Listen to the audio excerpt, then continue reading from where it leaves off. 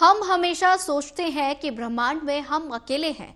क्या कहीं और भी कोई दुनिया है जो हमारे जैसी या हमसे ज्यादा विकसित है? इन्हीं सवालों से जुड़ा एक सवाल एलियंस का है की मौजूदगी का है, और साथ ही बता दें कि जिसका जवाब ढूंढने के लिए साइंटिस्ट लंबे समय से कोशिश कर रहे हैं। एलियंस एक ऐसी पहल है जो अभी तक नहीं सुलझी, और साथ ही एलियंस की तलाश के लिए दुनिया भर में रिसर्च जारी है। हालांकि अमेरिका में चल रही एक रिसर्च अपने आप में काफी खास है, क्योंकि इसमें एलियंस ढूंढने के लिए अलग तरीका अपनाया गया है। Search for extra terrestrial intelligence ने हाल ही में 1300 से ज्यादा गैलेक्सी को सर्च किया, जिसका मकसद हमारे ग्रह पर लगे एलियंस के दुनिया से संभावित संकेतों का पता लगाने का था। ये ग्राउंड ब्रेकिंग रिसर्च ऑस्ट्रेलिया में मार्चिसन वाइल्डफील्ड एरे का इस्तेमाल करके की गई थी, जो 80 और 300 मेगाहर्ट्ज के बीच लो रेडियो फ्रीक्वेंसी पर फोकस करती है।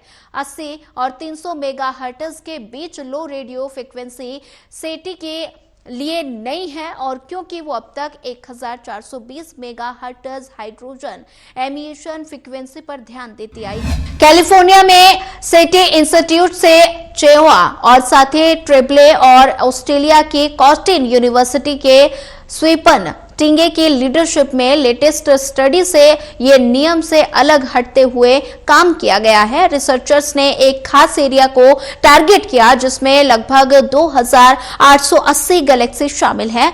रिसर्च टीम ने खासतौर पर वेला कॉन्स्टलेशन के अंदर 1317 गैलेक्सी पर ध्यान दिया, जिसकी दूरी को सटीक तौर पर मापा गया, और इस स्ट्रेटेजिक सिलेक्शन ने उन्हें गैलेक्सी में किसी भी संभावित ट्रांसमीटर की पावर का अनुमान लगाने की इजाजत दी। अपनी शुरुआती खोज में सिग्नल नहीं मिलने के बावजूद ट्रिप्ले और टिंगे ने पता लगाया कि वे 100 मेगाहर्ट्ज की फ्रीक्वेंसी पर ट्रांसमीटर पावर के साथ ही सिग्नल का पता लगा सकते थे, और ये रिसर्च पहली लो फ्रीक्वेंसी एक्स्ट्रा गैलेक्टिक और टेक्नो सिग्नेचर सर्च की रिप्रेजेंट करती है। हालांकि सिग्नल डिश एक्सपेरिमेंट्स की तुलना में MWA कम सेंसिटिव है, और ये research unique frequency range coverage, बड़े इंस्टेंट फील्ड ऑफ व्यू और इसके पॉइंट सोर्स रेजोल्यूशन की वजह से अहम है। और पृथ्वी पर पावरफुल एमिटर्स और साथ ही कुछ शुरुआती रेडियो ट्रांसमीटर 300 मेगाहर्ट्ज से भी कम फ्रीक्वेंसी पर है, लेकिन सिर्फ खोज की गई है। और साथ ही बता दें कि हम पृथ्वी से परे एलियंस की खोज के बारे में सोचते हैं तो हम अक्सर टेक्नोलॉजी की उम्र और वो कितनी एडवांस है इस पर विचार करते हैं, ताकि हमारे टेलीस्कोप एलियंस के संकेत का पता लगा सके। एलियंस की दुनिया यानी एडवांस सिविलाइजेशन को इंटरस्टेलर स्पेसक्राफ्ट और कम्युनिकेशन के तौर पर दिखाया जाता है। निकोलाई और कार्श देव साथ ही बाद में ग्रे एलियंस को टेक्नोलॉजी की ताकत का पता लगाने के लिए कार्ड शेव का स्केल लाए और कार्ड शेव के स्केल को ऊपरी छोर पर सिविलाइजेशन बड़ी मात्रा में एक्स्ट्रोमैग्नेटिक रेडिएशन का पैदा कर सकती है, और साथ ही जिनका गैलेक्टिक दूरी पर पता लगाया जा सकता है।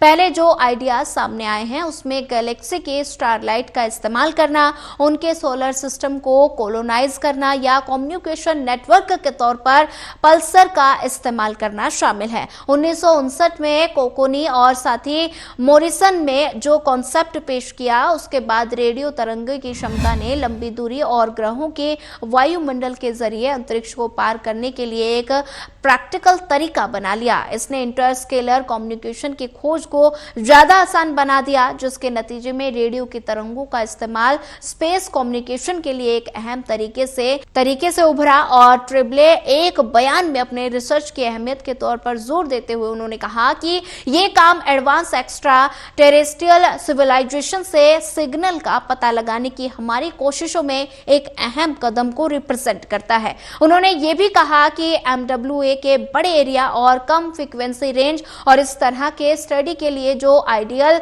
टूल बनाते हैं, इस स्टडी के नतीजे एक्स्ट्रा टेरेस्ट्रियल लाइफ की खोज में फॉर्चू के रिसर्च को गाइड करेंगे।